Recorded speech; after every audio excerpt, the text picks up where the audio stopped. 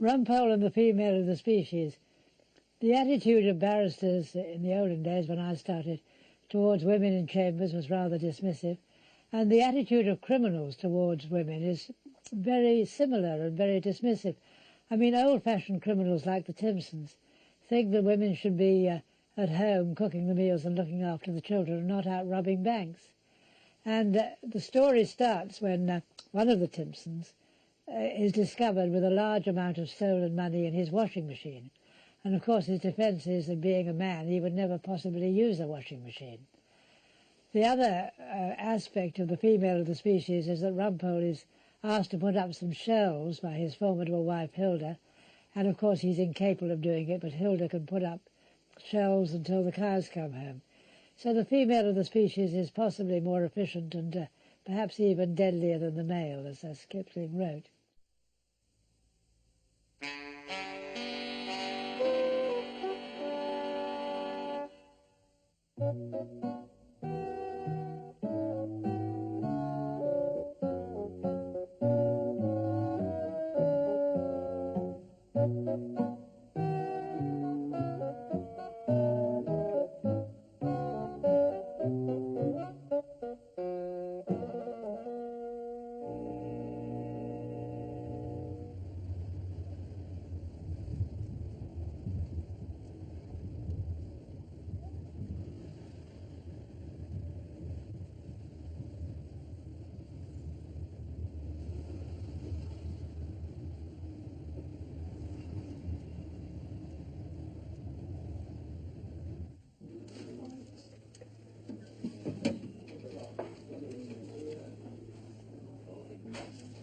Yes, next please.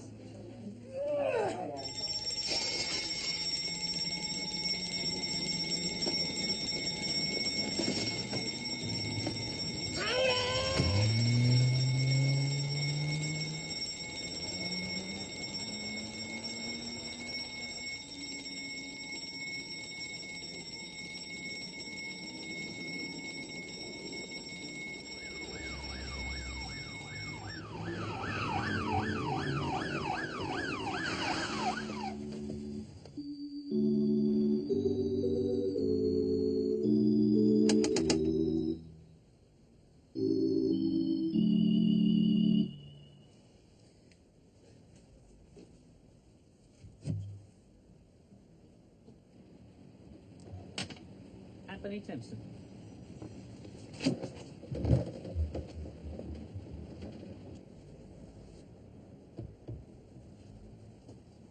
You know damn well who I am. What you want about now, Brush? It's a very handsome piece of musical equipment. A little boom in the window cleaning, is there, Tony? Yes, we're doing very nicely, thank you. Courtesy of the Pond Hill bank job. Bank job? It's a bit above my stage in life, Brush, you know that?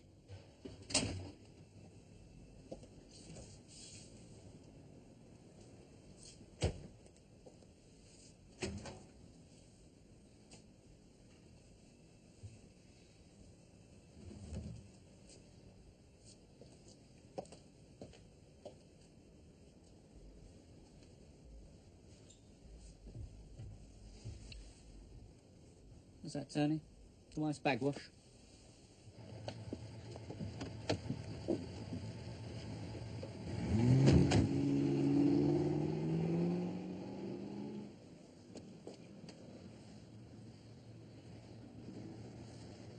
Brief in R.V. Timpson. I suppose that'll be for Mr. Rumpole, won't it, Mr. Bernard? The brief is clearly marked. For the attention of Mrs. Phillida Erskine-Brown. Oh, yeah, I see. I can put up with a good deal, Henry, from members of the so-called senior branch of our great profession, but I will not be called a villainous viper in the clear hearing of the clerk to the Uxbridge Magistrates' Court. Mr. Rumpole said that. Morning. Oh, good morning. Oh, Mrs. Erskine-Brown, I've just entered the brief for you in R.V. Timpson. Ah, yes, and wonderfully prepared, I don't doubt, like all Mr. Bernard's work. How's your daughter, Mr. Bernard? Polytechnic going well still, is it? 3 A's. Thank you for asking. And still keeping up her figure skating, I'll bet. Chipperfield block, wouldn't you say so, Henry? See you in Brixton, Mr. Bernard. You know, I always felt Mrs. Erskine-Brown had a real feeling for the law.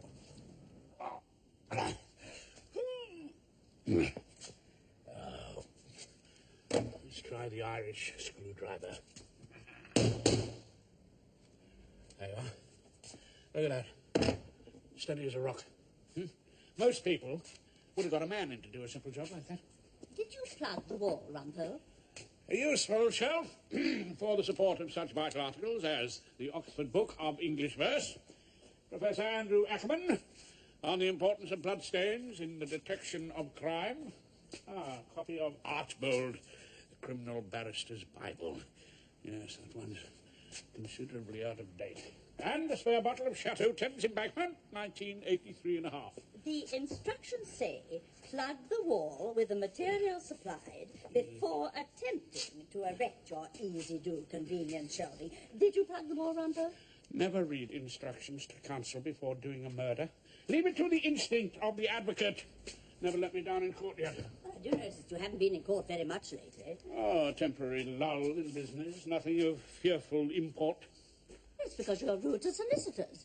You were rude to Mr. Bernard. You told me about that. So that's why he's not sending you any briefs now, is he? Sure that's straight. Of course it's straight.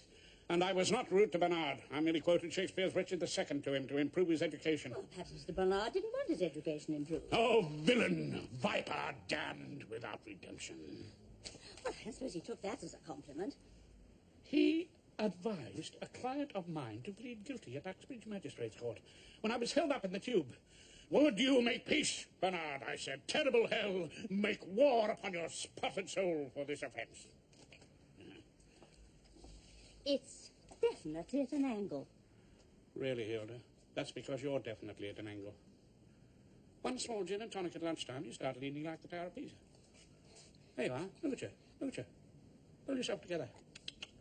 Well, really, if that's the way that you talk to solicitors, it's no wonder that I've got you at home all day. Members of the jury, soon this case will be over. In a little while, you will go back to your jobs and your families and forget all about it. At the most, it will be but a small part of your lives. But for my client, it concerns the whole of his life. But it is that life I leave in your hands with confidence, certain that there can only be one verdict. Not guilty. Sink down exhausted, a la Donald Wolfett, mopping the brow. Good end to a final speech, eh, Miss Always? Oh, yes. But my client's only accused of nicking 6 frozen chicken pieces from Safeways. I can assure you, Miss Always, it works just as well on any occasion. Well, I was just going to start the Chambers meeting, Horace. Chop, chop. Aye, sir. This is it, isn't it? This is what? Where they decide whether they're going to let me stay on here. Perk up, Fiona. I've cracked tougher courts than that lot in there. Oh, just one thing. Oh, Claude, the property said in just now. Well, Mr. Erskine Brown? Yes, he doesn't tickle your fancy by any chance, does he? I mean, you don't find him devastatingly attractive or something, do you? Of course not. No. Well, he is hardly Paul Newman, is he? No, I don't suppose he is. Well, that's all right, then. I'll see what I can do.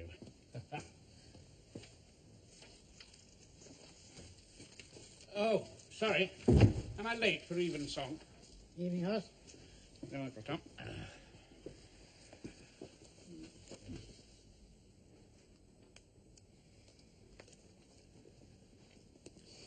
You have to consider an application from Fiona Always for a permanent seat in Chambers. Mrs. Erskine Brown, you were her pupil master.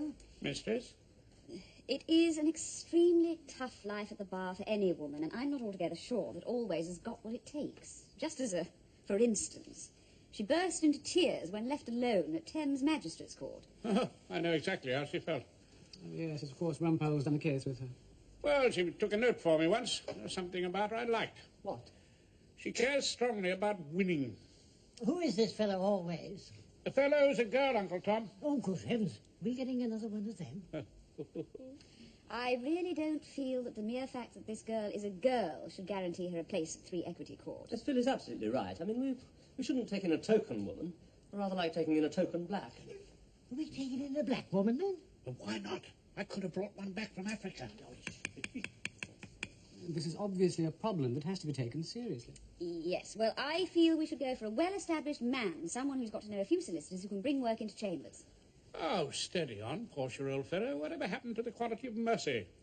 I honestly don't see what Mercy's got to do with it. Dear God, it seems but yesterday when Phillida Tratt, white in wig and green in experience, was accusing Henry the Clerk of hiding the lavatory key as a sexist gesture. Can it be that having stormed the Citadel, you want to slam the door behind you? Really, Rumpole, you're not addressing the jury now.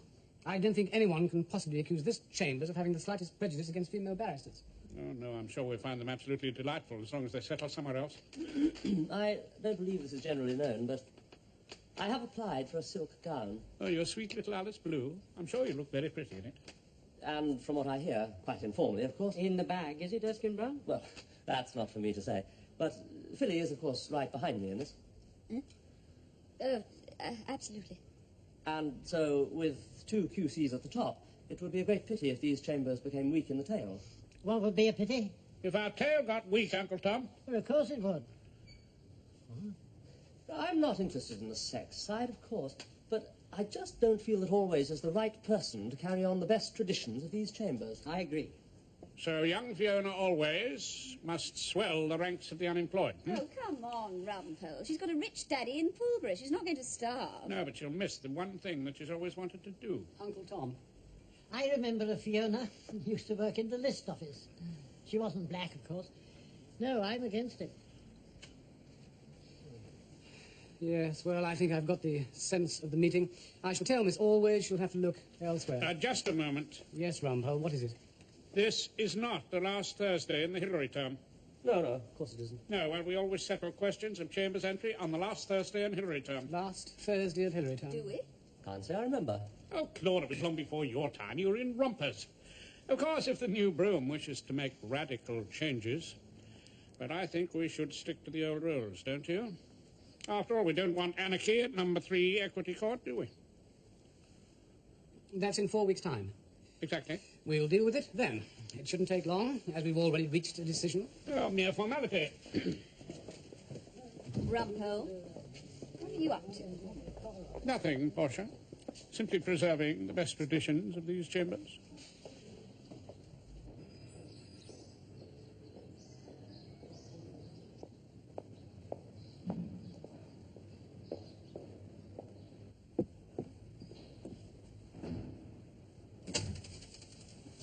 Good morning, Tony. Good morning. Where's Mr. Rumpole? Care for a fag, Tony? Don't mind. Thank you. Mr. Rumpole's coming along later, is he? This is Mrs. Erskine Brown, Tony. She's going to be your brief. I see they've charged you with taking part in the robbery, not merely the receiving. Of course, they've done that on Jerry Malloy's evidence. Mr. Rumpole's always been the Timpson's brief. You know that, Mr. Bernard. Mr. Rumpole defended my father, Michael Cyril. He saw me through my juvenile court, my Boston training. Mr. Rumpole can't have done all that well for you if you got Boston training. Please, Tony. Well, win a few, lose a few, you know that, Mrs. Any particular reason why Jerry Malloy should grass on you, Tony? Look, it's very good of you to come Ever along. been at a meet with him where any sort of bank job was ever mentioned? Malloy says in the depths that he was the sledge, the others had sawn-offs in their holdalls, and that you were the driver. He says you're pretty good on wheels, Tony. This is highly embarrassing, this is. What is, Tony? Well, you've been a woman. It don't seem right, not with a woman.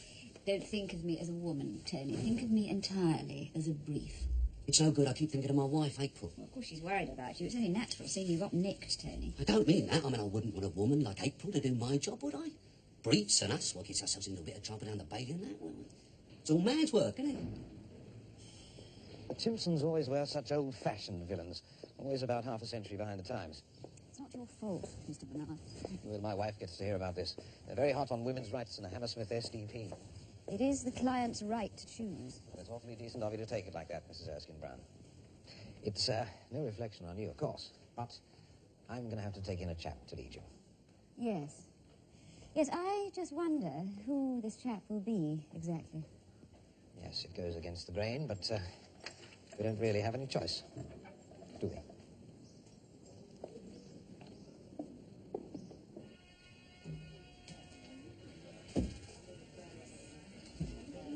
Great Erskine Brown, worthy Claude, greater than both by the all hail hereafter. Look here. Ah, Horace. Alone and palely loitering. Where's Mrs. Erskine Brown? Hello, Jack. Hello, Mr. A Rumpole. glass of cooking carrot, please. You know, I hardly ever seem to see Philly nowadays. She's so terribly busy. Oh, yeah, she must be enormously pressed now that she's pinched the Timpsons from me. Thanks, Jack. Well, here's the crime. Do you know, Horace, she doesn't come home in the evenings until after Tristan's gone to bed. Really? Perhaps then it's just as well that young Fiona Always isn't coming into chambers. Oh, you agree? Well, no. No, perhaps I better not say anything. What, Rumpole? No, it might have created all sorts of difficulties. It might have got too much for you to handle. What might have got too much for me to handle? Caused all sorts of trouble. In the spring, a young man's fancy likely turns to you-know-what, and all that sort of thing. No, it's better that we don't have the fragrant perfume of Miss Always floating around chambers, don't you think? Well, frankly, I don't suppose I'd have seen much of her. You would, you know. Not as a silk. Claude, you would have been thrown together. Chambers meetings. Brushing up against her in the clerk's room. Before you know what you were about, you'd be out having tea and a chocolate bicky together. No, terribly dangerous. Don't be so silly. Claude, you must admit that Miss Always is a very attractive young lady. Well, yes. Yes, but you know what these young women barristers are like. Enormously impressionable, passionate even. And very taken with the rather more mature type of legal hack. Especially one teetering on the edge of knee breeches and a silk gown. You don't mean that? Oh, yes. She finds you immensely personable, Claude. You definitely put her in mind of some film actor or other. What's his name? Newbolt. No, that's a poet. Newman. Could that be the bloke? Ridiculous. Yes, I know, but all the same. Far better if she doesn't come into chambers.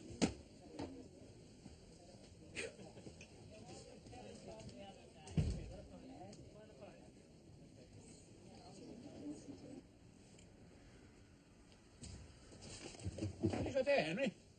It's my packed lunch, Mr. Rumpole. We don't all get time to go to Pomeroy's wine bar. No, no, no, in your left hand. Could that be a brief with my name on it? Yes, Mr. Bernard just sent us round. Case of Timpson, you're leading Mrs. Erskine Brown. Henry, you've made up my quarrel with Bernard. Come to my arms, my beamish boy. Really, Mr. Rumpole? Well, I did pacify him a bit, I suppose. But you're not to do it again, sir. I can't see my way to go on clerking for a gentleman that calls instructing solicitor Viper. Would you prefer snake in the grass? Ah, no, don't worry, I'm only joking. So I am leading brief in Timpson. That's a bank robbery. That could last for 2 weeks. He chortled in his joy.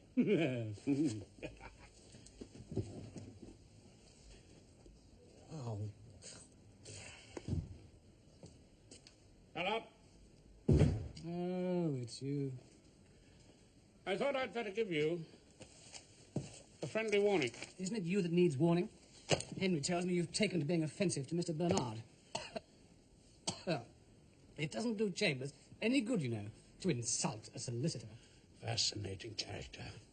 Marvellous hair, burnished like the autumn leaves. And that tender, slender throat thrusting up from that stiff white collar. Mr. Bernard? But of course not. I'm talking of Mrs. Erskine Brown, our Portia of Chambers. I don't suppose you smoke? No, I don't. What do you do, I sometimes wonder? Yes, gorgeous character in many ways, our Portia. With the most enviable practice, I understand. Perhaps she's polite to solicitors. Oh, yes, determined to get to the absolute top. Well, I have the highest respect for Phyllis, of course, but... Yes, but devious. Brilliant mind, but devious, you've hit it. Rumpole, what are you trying to tell me? The wonderful way she got you to expose your sexual prejudices at that chamber meeting. What? Your blind and Victorian opposition to women in the legal profession. Yes, she's doing a report on that to the Bar Council, I believe. And several articles in the Observer, in depth. But, Rumpole, she spoke against Always. Of course she did. What a tactician. But she seemed totally opposed to the girl. That was to draw you out, don't you understand? To get you to show your hand. And you fell for it, Bollard. Hook, line, and sinker. I can see the headlines now. Christian barrister presides over sexist stronghold. Bollard QC puts the clock back 50 years. No. I didn't take that attitude, surely. Oh, you will have done by the time our Philip is finished with you. Take my warning. Don't cross her, Bollard. She has the ear of the Lord Chancellor. I don't know whether you had any ideas about some sort of minor judgeship. Of course, there is one thing in your favour. What? What's that? She seems to have taken something of a shine to you, Ballard. Yes, craggily handsome were the words she used.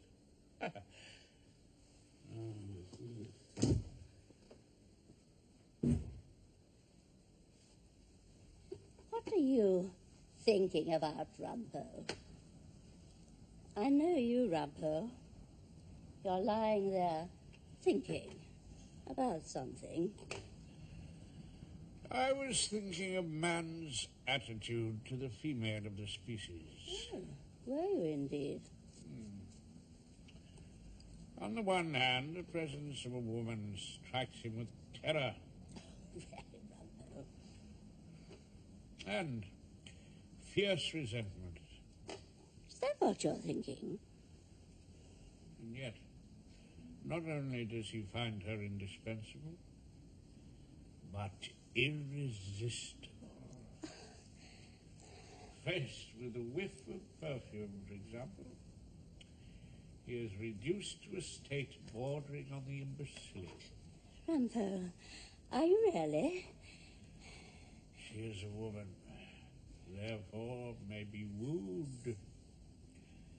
She is a woman, therefore may be won. Oh, Rumpole. Oh, Rumpole.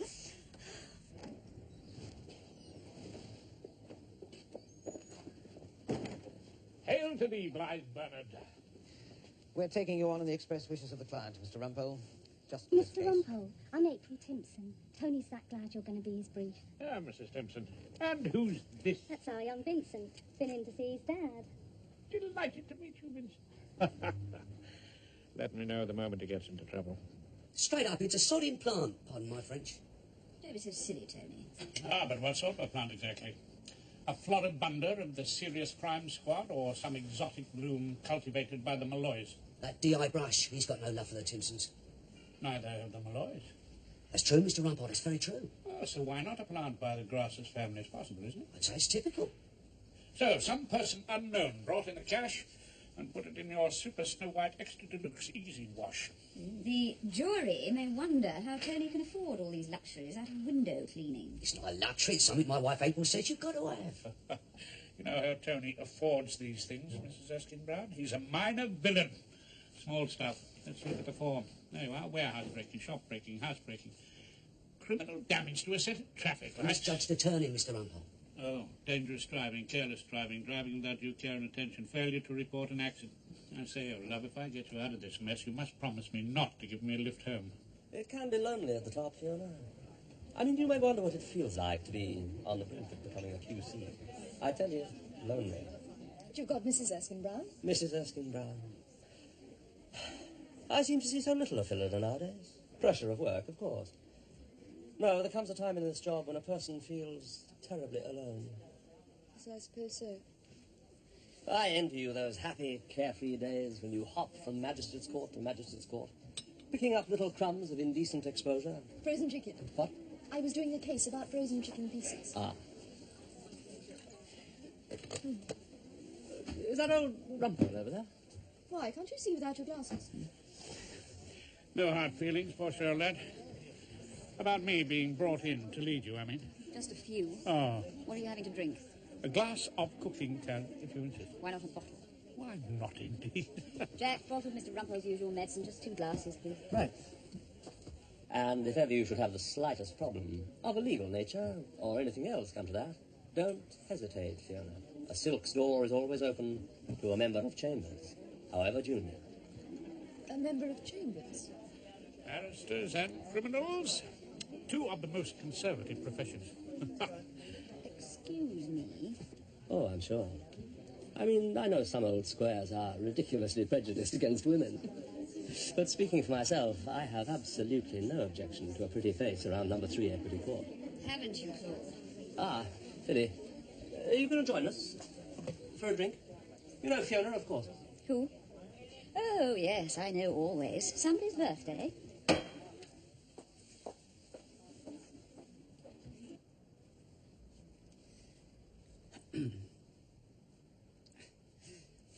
I saw your light on. Mrs. Erskine-Brown, you won't mind me calling you Phyllis? If you want to. It doesn't happen to be my name. Burning the midnight oil? It's only 6:30. Ah.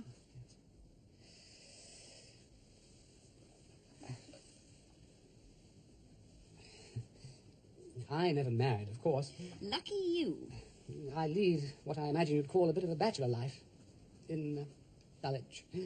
A decent-sized flat, though, all that sort of thing. Oh, good. Yes. I just didn't want you to run away with the idea that I didn't like women, because I do like women, very much indeed. I am a perfectly normal sort of chap in that regard. Oh, jolly good. Yes. As a matter of fact, I have to confess this to you.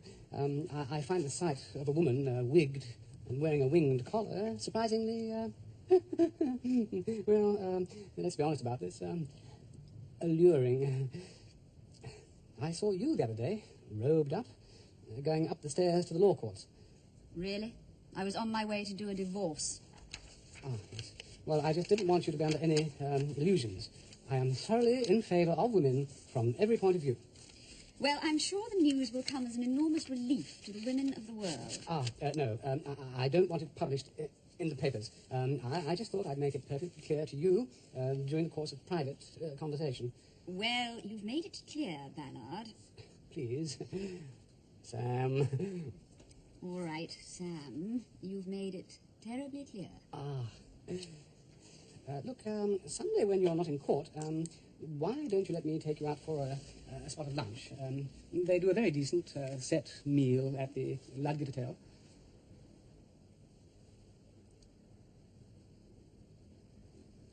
I've got to put this out to post. Yes, of course.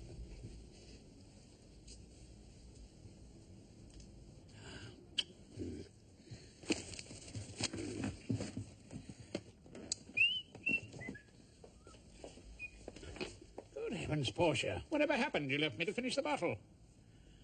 Has everyone in this chamber's gone completely out of their heads? What do you mean? Sam Ballard just made the most disgusting suggestion to me. Soapy Sam, what do you say? He invited me to have the set lunch at the Ludgate Hotel. Good night, Rumpole. Good night, Portia.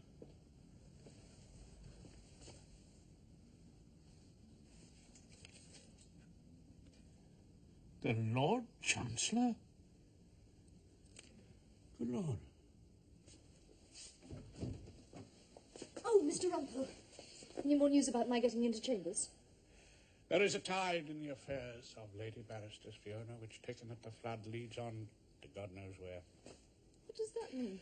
It means that they'll either take you in or chuck me out. Good luck to both of us.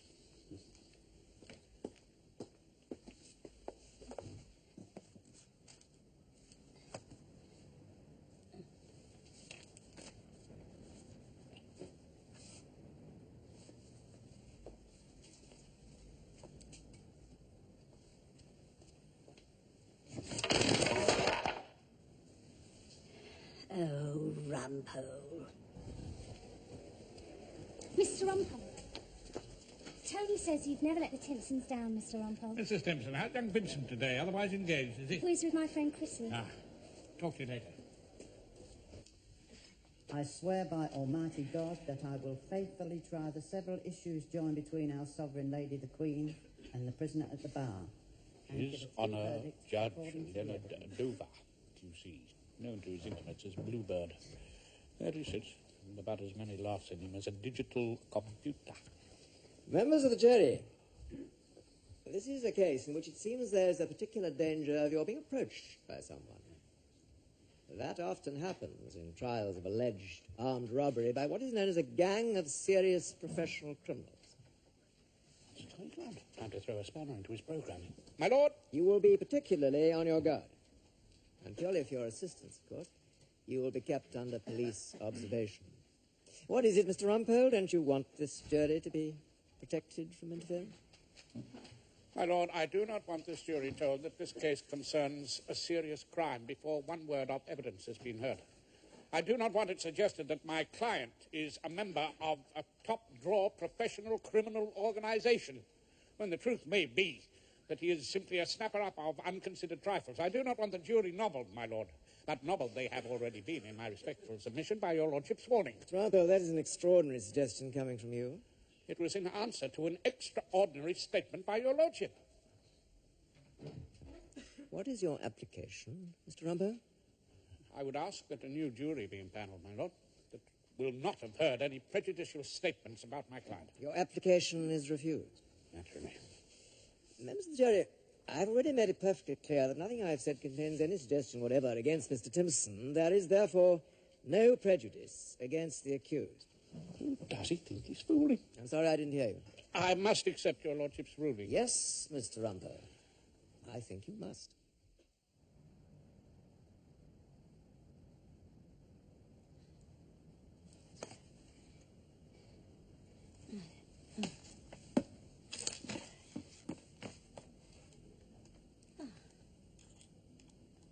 That's it. In there.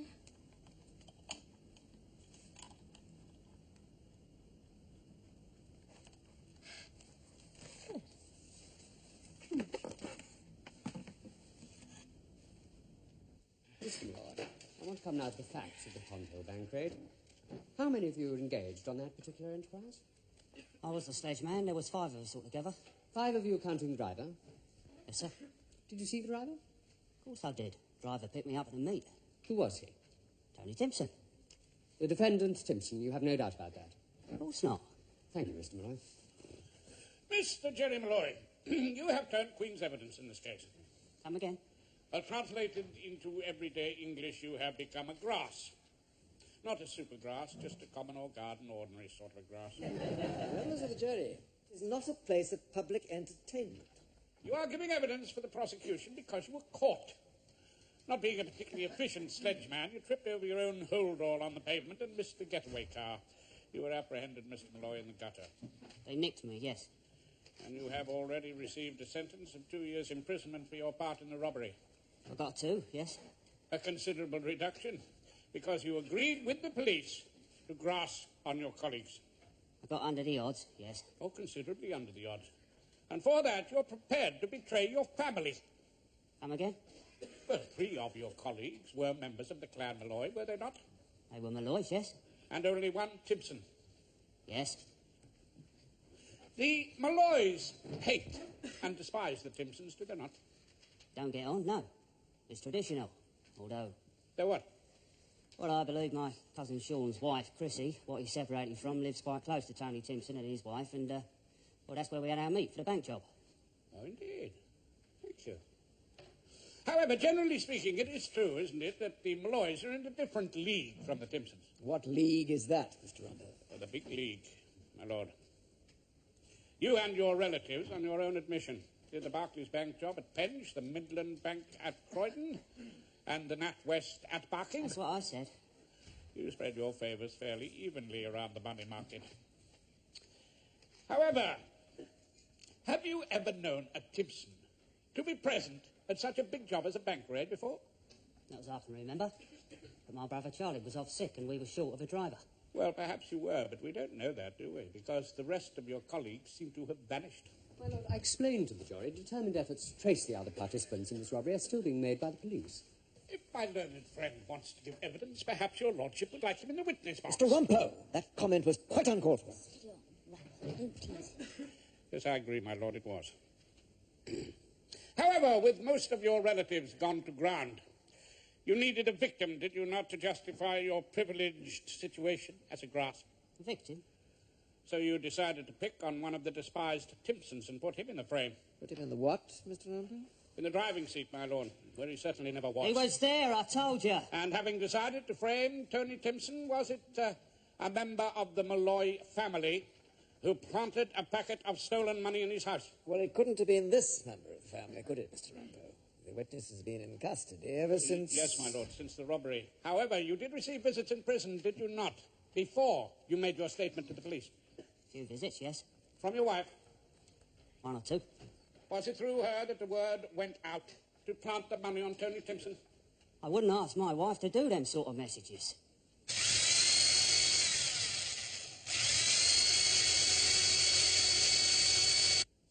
So, Inspector Brush, Jerry Malloy made his statement to the police 2 days after the bank raid at about 2:30 in the afternoon. About 2:35, to be precise. Oh, please, yes, I'm sure the learned judge would like you to be very precise. And you went round to the Timpsons' house straight away? We did. In a police car with the siren blaring? I think we may have had the siren on for some of the time. We went in a hurry. And you were fortunate enough to find him at home? Well, he wasn't out doing the window cleaning, sir. Oh, very entertaining, Inspector. Highly risible. Did he open the door to you at once? As soon as we knocked, yes. There was no sort of interval, for example, while he tried to find a better hiding place for the money? Perhaps he was happy with where it was, sir. Perhaps, Inspector, he didn't know it was there at all. I don't know about that, sir. Do you not?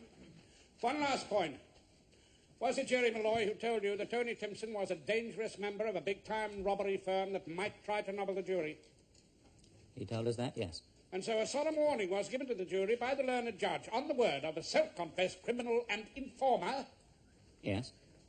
But didn't that warning give quite an unfair impression of Tony Timpson? Unfair, sir. Well, come now, Inspector. You would never nominate Tony Timpson for the Serious Crime Oscar, would you?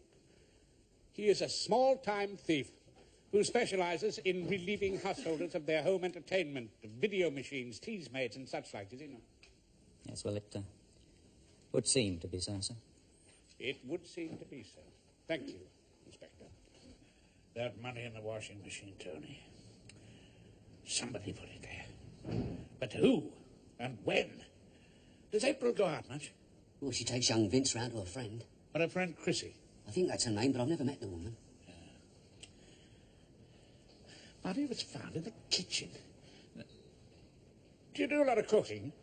I'll leave it out, Mr. Rumpole. No. What about washing up? Of course not. That's April's job, isn't it? Yeah, I suppose it's only barristers that spend their evenings up to their wrists in fairy liquid.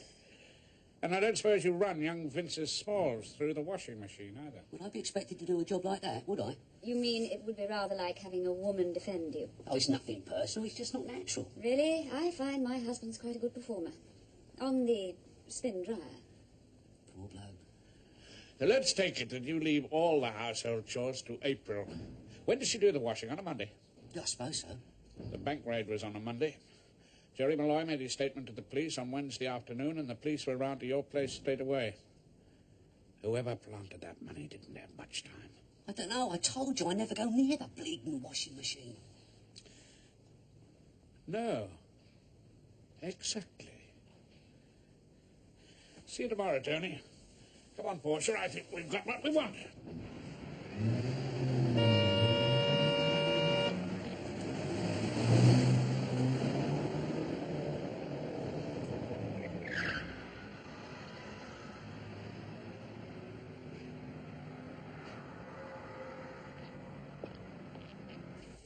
Lord, whatever's the matter? You look distinctly seedy. The silk list, Rumpole. Have you seen the new QCs? Oh, no, I haven't got past the crossword. Have you got it? Oh, yeah. Well, there's your name. What are you worried about? My name? Erskine Brown, Mrs. Oh, Mrs. Yes, I do see. She never warned me, Rumpole. I had no idea she'd even applied. Had you? No. Have you spoken to her about it? Well, she left home this morning before the paper came. Now she's gone to ground in the ladies' robing room. I say, do you think it might be some sort of a misprint? Excuse me, a matter of business.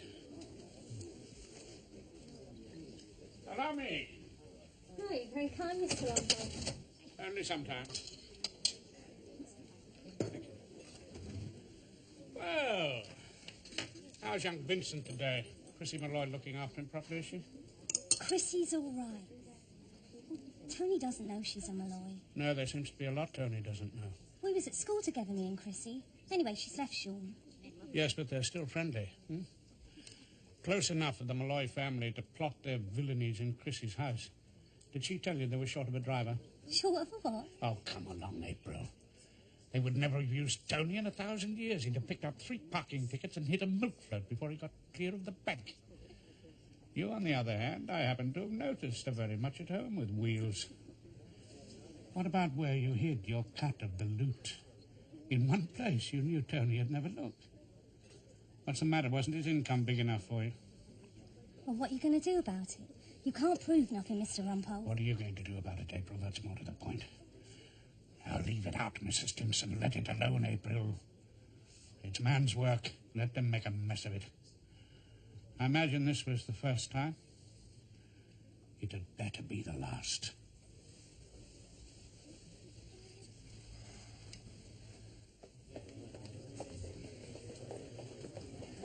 Jerry Mulroy, identify her.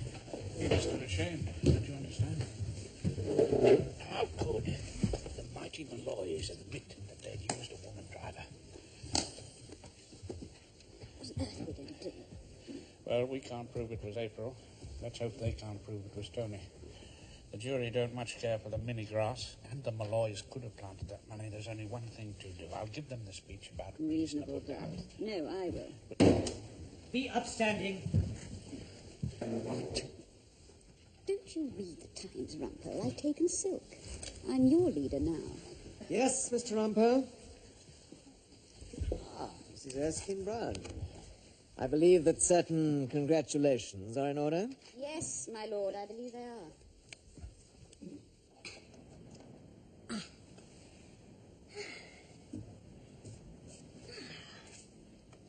That's really straight. Members of the jury, in a little while, this case will be over. You will return to your jobs and your families, and you will forget all about it. At the most, it is only a small part of your lives.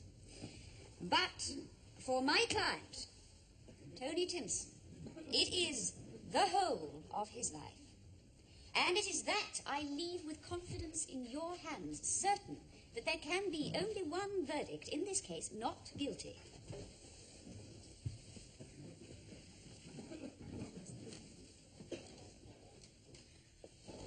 Splendid speech. Yes, it always was. Portia of Belmont, Philida Erskine-Brown.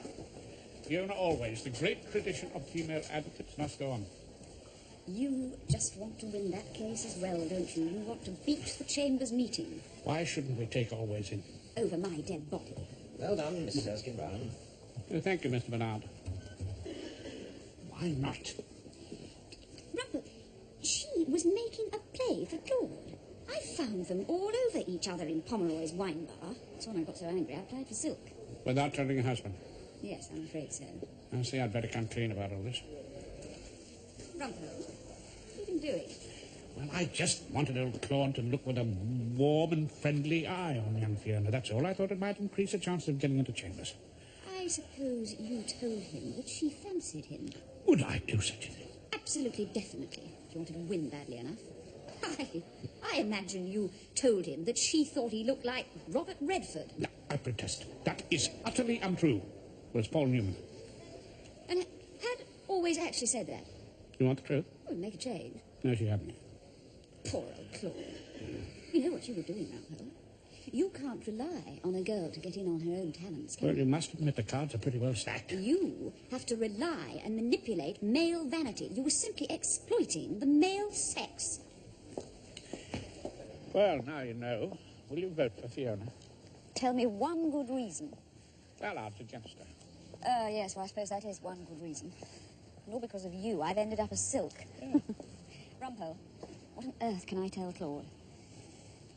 He'd feel a great deal better about it if there was no damn merit in this thing, wouldn't he? Tell him the Lord Chancellor simply thinks there aren't enough women silks. That's why you got it. Good idea. Rumpole, is that true? Well, it's possible, isn't it? Oh, Tony, you drive. Honest? Yeah. Oh.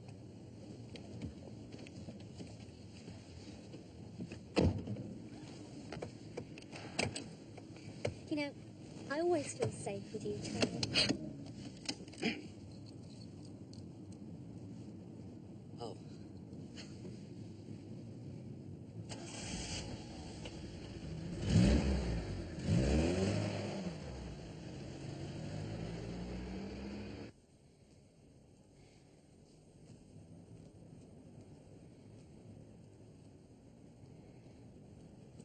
Haven't you noticed anything, Rumpole? You've got a new hairdo. Have you? The wall, Rumpole. Have a look at the wall. The shelf I put up. That fell down. Good Lord! It's had pops! What happened? You get a man in, did you? Yes. Me. In this great profession of ours, Amen. we are sometimes accused of prejudice against the female sex. True. But that cannot be said of us here in number 3 Equity Court. As in so many other things, we take the lead and set the example. We are gathered here today to celebrate the well-deserved promotion of Mrs. Phyllis Erskine-Brown to the front bench. She's rather put old Claude's nose out of joint. Philly looks remarkably fine in a silk gown, don't you think? Oh, gorgeous. And to welcome a new member of our set, young... Fiona Always. Fiona Always. Oh, yes. You were having a song, Horace. She's no more black than I am. You know, between ourselves, Rumpole. Yeah. Philly only got it because it's the Lord Chancellor's policy to appoint more women QCs. Good Lord, Claude, you're the victim of discrimination. Never mind, Claude. At least one of the family's bringing in the money. But Philly's made me a promise. Yeah. Next year, she's going to take some time off. Oh, good. Maybe I'll get some of my work back. And we're going to have a little companion for Tristan. Isolde. Well done, Always. Welcome to the set. Thank you, Mrs. Erskine-Brown. Look, just one thing. Not culottes. What? If you're going to get on at the bar, and it is a pretty tough profession, just don't go in for these sort of baggy trouser arrangements. Just not on. No, remember that always, always. Well, a fellow looks so much better in a skirt.